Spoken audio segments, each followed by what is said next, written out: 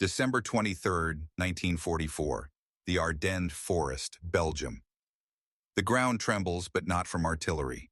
A deep guttural roar cuts through the frozen air, diesel engines straining against ancient oak and frozen earth. Snow falls in soft spirals, settling on steel blades wider than a man is tall. The trees, some centuries old, crack like rifle shots as roots tear from soil hardened by winter. Within minutes, what took nature decades to grow collapses into pathways. A young German officer positioned in a bunker 300 meters away lowers his binoculars. He has watched bombers overhead for months. He understands their patterns, their payloads, the craters they leave behind. But this is something else. No explosions, no delayed fuses, just machines, painted olive drab, pushing forward with the patience of glaciers and the efficiency of assembly lines. By nightfall, an entire corridor through the forest stands open. By dawn, American supply trucks roll through carrying fuel, ammunition, and food to encircled paratroopers in Bastogne. The officer writes a single sentence in his logbook. Sie haben die Bäume mit Maschinen getötet. They killed the trees with machines. By late 1944, the Allied advance across Western Europe had become a victim of its own success. The breakout from Normandy in August had been swift and brutal, propelling American, British, and Canadian forces hundreds of miles eastward in mere weeks. Paris fell on August 25th. Brussels was liberated by September 3rd. Patton's Third Army crossed into Lorraine. Montgomery pushed toward the Netherlands. But with each mile gained, the supply lines stretched thinner. Trucks that once traveled 50 miles from depots now drove 200. Fuel meant for tanks was burned by the convoy trucks themselves. Ammunition stockpiles dwindled. The Red Ball Express, that legendary fleet of transport trucks manned largely by African-American drivers, ran day and night on one-way routes delivering 20,000 tons of supplies daily. It was never enough. The Germans understood this. Retreating Wehrmacht commanders may have lost the open plains of France, but they knew the terrain ahead. The Siegfried Line, called the West Wall by the Germans, stretched over 400 miles from the Netherlands to Switzerland. It was not just concrete bunkers and dragon's teeth tank traps, it was integrated into the landscape itself. Rivers became moats, villages became strong points, and most critically, the forests became walls. The Hurtgen Forest just inside the German border was a 50-square-mile labyrinth of evergreens so dense that sunlight barely touched the ground. The Ardennes, straddling Belgium and Luxembourg, was even larger, a place where roads were few and narrow, where every hillside offered cover, where every valley funneled attackers into kill zones.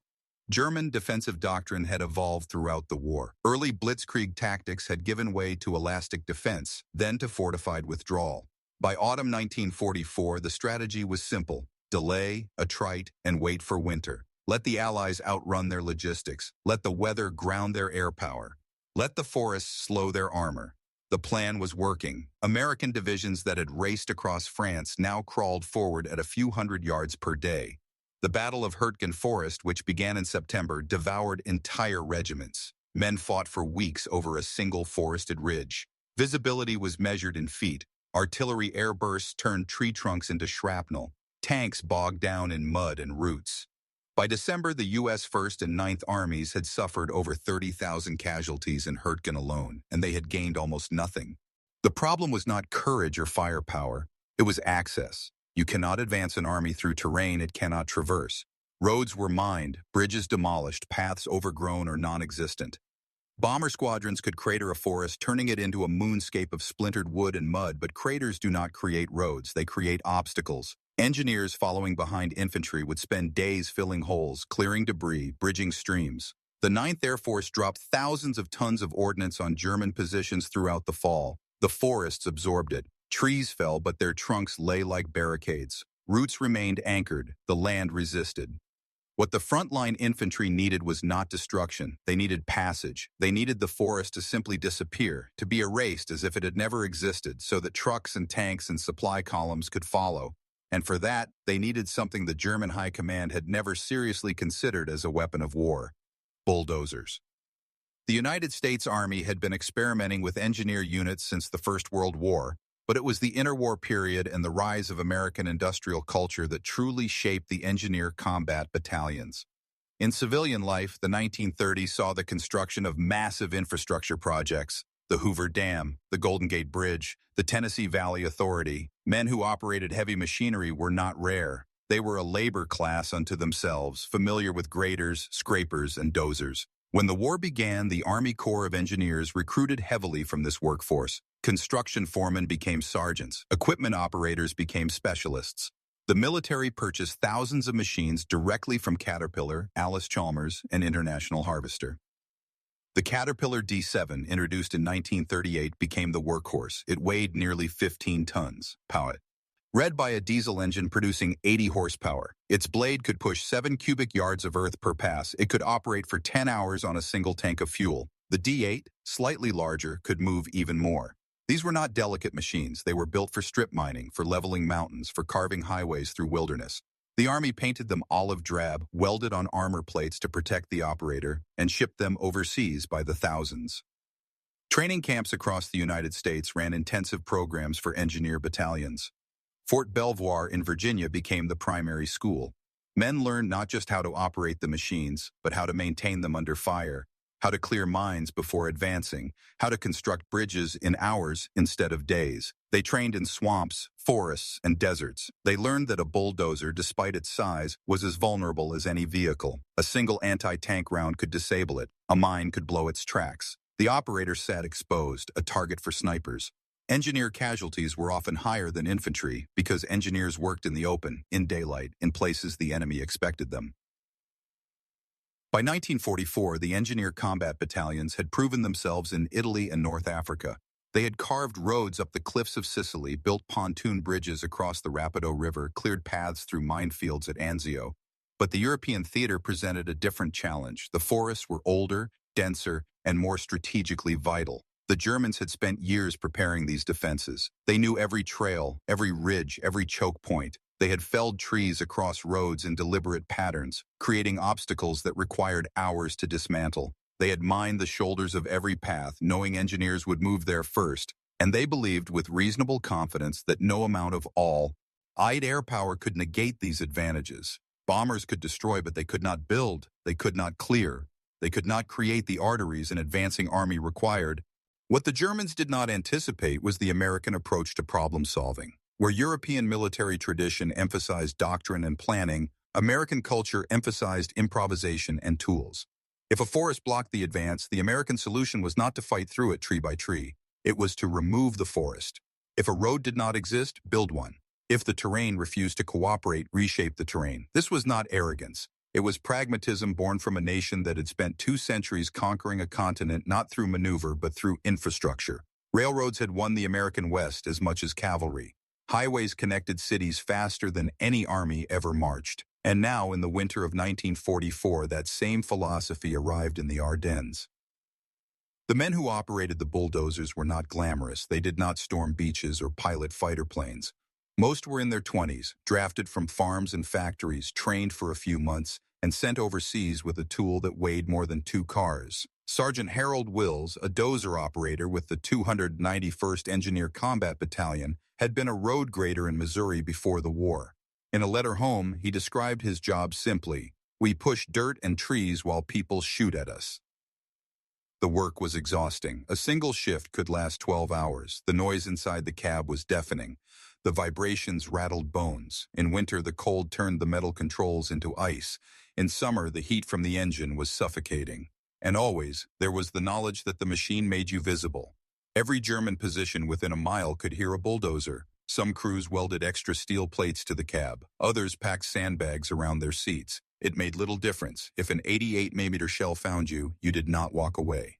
Yet the engineers kept working. They developed techniques that no training manual covered. When clearing forests under fire, they would advance in pairs, one dozer pushing trees while another followed, widening the path. If they encountered a minefield, they would push topsoil ahead of them, detonating mines at a distance. If enemy fire intensified, they would reverse behind cover, wait for infantry to suppress the position, then resume.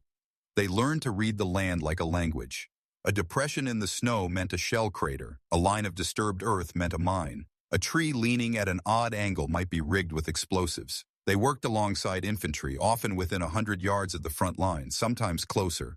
There are reports of bulldozers operating within sight of German positions, the operators trusting that the enemy would waste anti-tank rounds on armor instead. The tactical advantage was undeniable. Bombers required days of planning, weather windows, and navigation. A single B-17 sortie over a forested area might drop 20 tons of bombs, cratering a few acres, but leaving the majority of trees standing or creating impassable debris fields. A bulldozer, by contrast, could clear a corridor 50 feet wide and a mile long in a single day. It required no flight plan, no coordination with higher command. It simply moved forward. The path it created was immediate, usable, and permanent. Trucks could follow within hours. By the time German artillery adjusted to target the new route, supply columns had already passed through.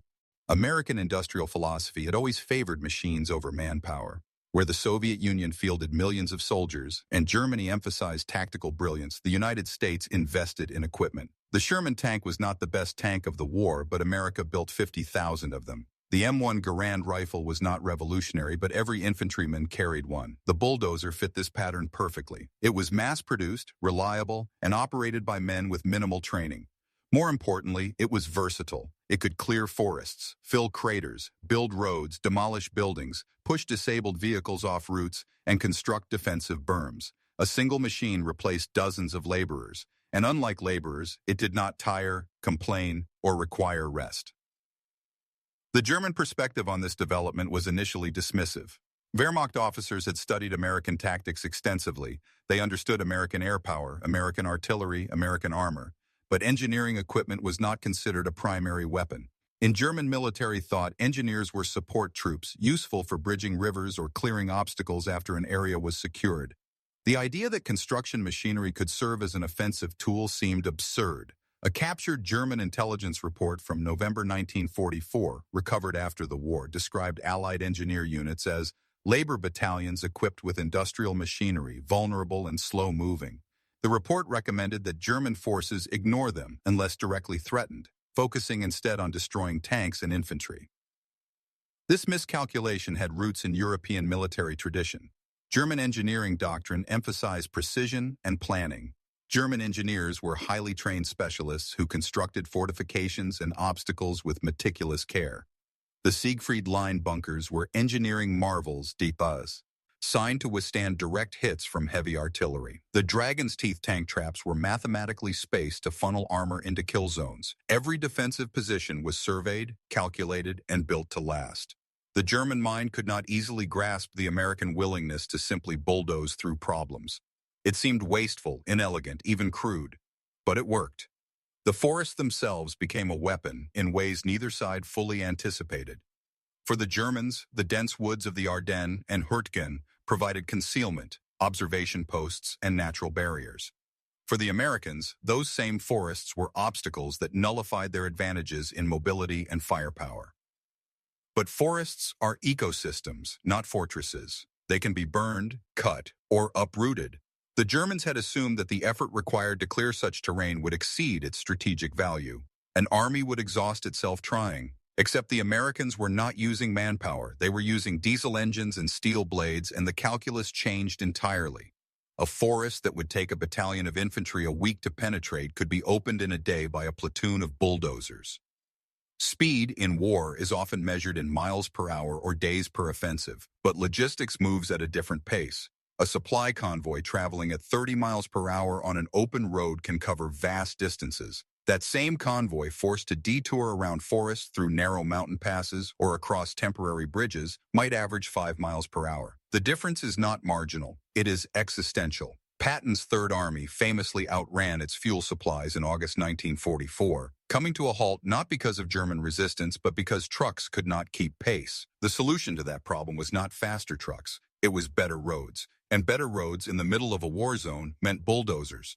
The hidden front of World War II was not the Eastern Front or the Pacific. It was the supply chain. Every gallon of fuel, every shell, every ration had to travel from a port to a depot to a forward supply point to a frontline unit. Break any link in that chain, and armies stall. The Germans understood this, which is why they demolished every bridge, mined every road, and used terrain as a multiplier. But they planned for delays measured in days or weeks. They did not plan for American engineers who could rebuild a bridge in 6 hours or carve a new road through a forest overnight.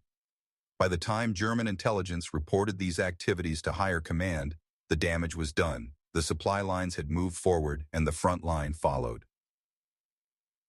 December 16, 1944, the Germans launched Operation Wacht am Rhein, later known as the Battle of the Bulge. It was Hitler's final gamble in the West, a massive armored thrust through the Ardennes aimed at splitting the Allied armies and capturing the vital port of Antwerp. 24 divisions, over 200,000 men, smashed into a thinly held section of the American line. Within days, German panzers had penetrated 50 miles, encircling the town of Bastogne and its vital road junction. The 101st Airborne Division, along with elements of the 10th Armored, held the town, but they were cut off, outnumbered, and running low on ammunition, medical supplies, and food. The weather was brutal. Snow fell continuously. Temperatures dropped below zero. The Luftwaffe, flying its last concentrated missions of the war, strafed supply columns. The situation was desperate. Patton's Third Army, positioned to the south, was ordered to disengage from its current offensive, wheel 90 degrees north, and relieve Bastogne. It was an unprecedented maneuver. Entire divisions had to pivot, reorient supply lines, and attack through terrain that favored the defender. The roads leading north were narrow, winding through forests and hills. The Germans had demolished bridges and felled trees across every intersection. Patton promised Eisenhower he would reach Bastogne in 72 hours. His staff thought it impossible, but Patton had something the Germans did not account for: the engineer battalions. The 291st, 300th, and 317th Engineer Combat Battalions were attached to Patton's advance. Their orders were simple: keep the roads open. On December 22nd, as the 4th Armored Division began its push north, the engineers moved ahead. The forests were thick with snow. Trees had been felled across the roads in staggered patterns designed to create choke points. Each obstacle would normally require infantry to dismount, clear the debris by hand, check for mines, and allow vehicles to pass single file.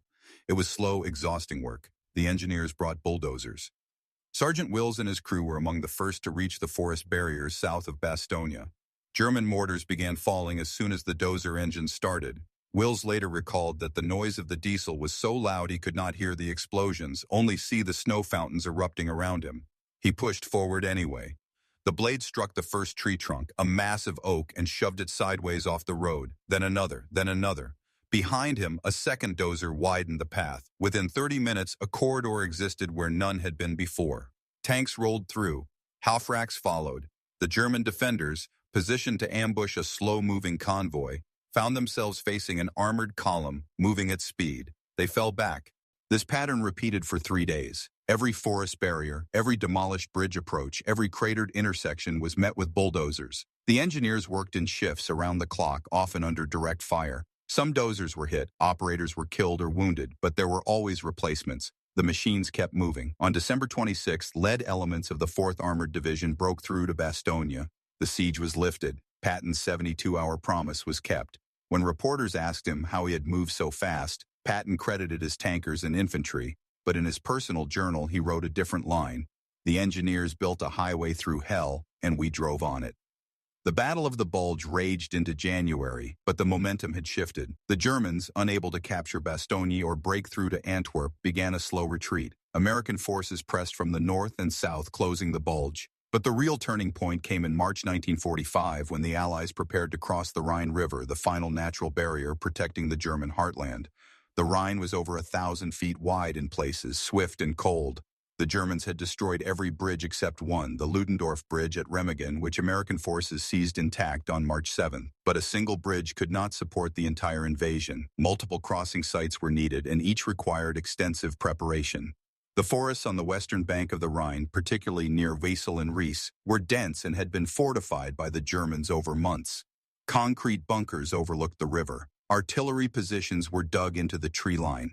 Observation posts commanded every approach. Allied planners estimated it would take weeks of aerial bombardment to soften these defenses, followed by infantry assaults to clear the woods before engineering units could even begin constant.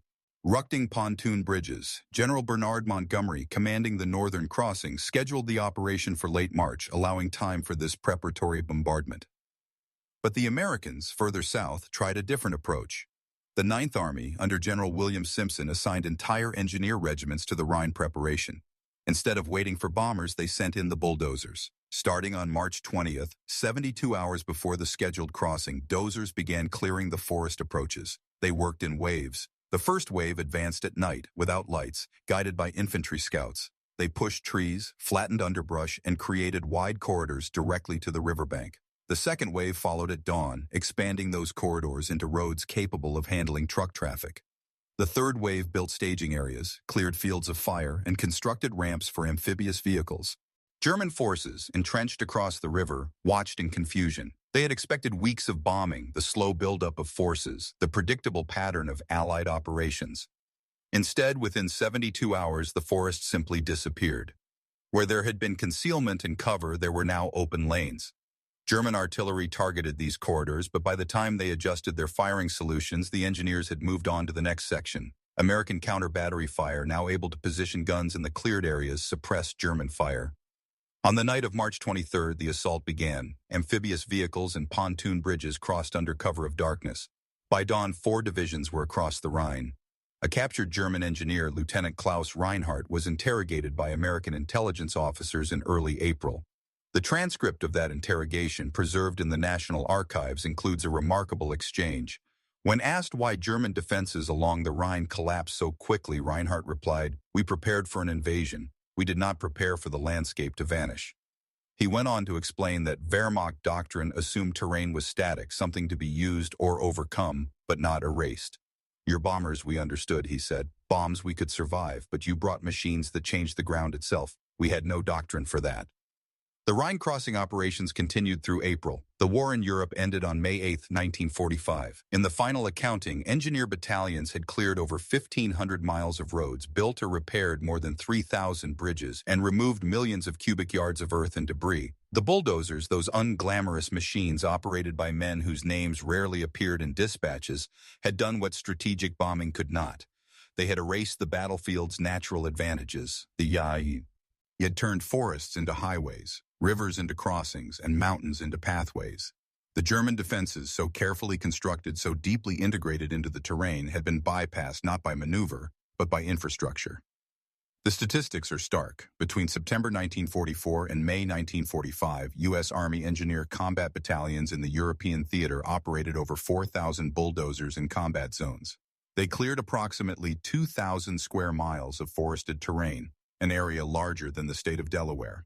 The 291st Engineer Combat Battalion alone recorded clearing 37 miles of forest roads in the Ardennes during December 1944, work that pre-war estimates suggested would require months. The cost was not insignificant. Engineer casualties during this period exceeded 15%, higher than infantry rates in many sectors. 62 bulldozer operators were killed in action between December 1944 and March 1945. Another 200 were wounded. The machines themselves suffered too. Over 800 bulldozers were damaged or destroyed by mines, artillery, or mechanical failure. But they were replaced, often within days, shipped from depots in Antwerp and Le Havre. German officers interrogated after the war repeatedly mentioned the bulldozers with a mixture of respect and frustration. General Gunther Blumentritt, Chief of Staff to Field Marshal von Rundstedt, stated in a 1946 interview that the speed of American logistics was incomprehensible by European standards. He noted that German intelligence had underestimated the role of engineering equipment, assuming it was relegated to rear area construction. "We did not realize," he said then, "that they had turned construction into an offensive weapon."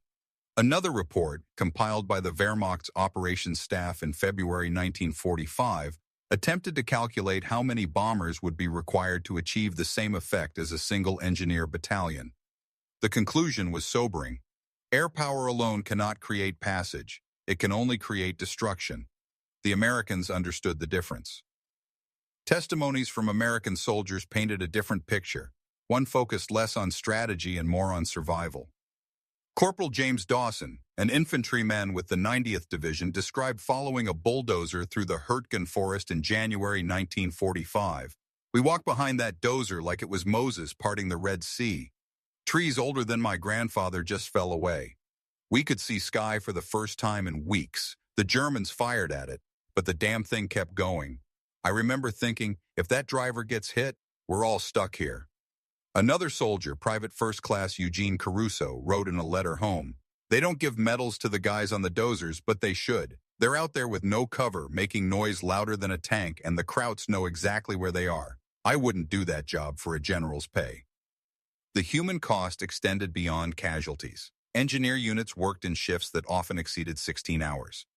The physical toll of operating heavy machinery in combat condition led to exhaustion, hearing loss, and long-term injuries. Frostbite was common during the winter months. The constant vibration of the machines caused nerve damage in hands and arms. Psychological stress was acute. Unlike infantry who could take cover during bombardments, bulldozer operators had to keep working or abandon the machine.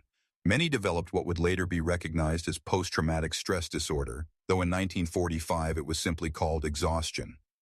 The legacy of these operations extended far beyond the war's end. In June 1945, as the Army began demobilizing, senior officers convened at Fort Belvoir to assess engineering contributions to the European victory. The consensus was clear. Mechanized engineering had proven as critical as air power or armor. The result was the formal expansion and reorganization of the Corps of Engineers. Combat engineering became a distinct career field, with dedicated training schools, specialized equipment, and its own doctrine. The lessons from the Ardennes and Rhine crossings were codified into manuals that would guide U.S. military operations for decades. During the Cold War, this philosophy shaped NATO strategy. Soviet defensive plans relied heavily on terrain and obstacles.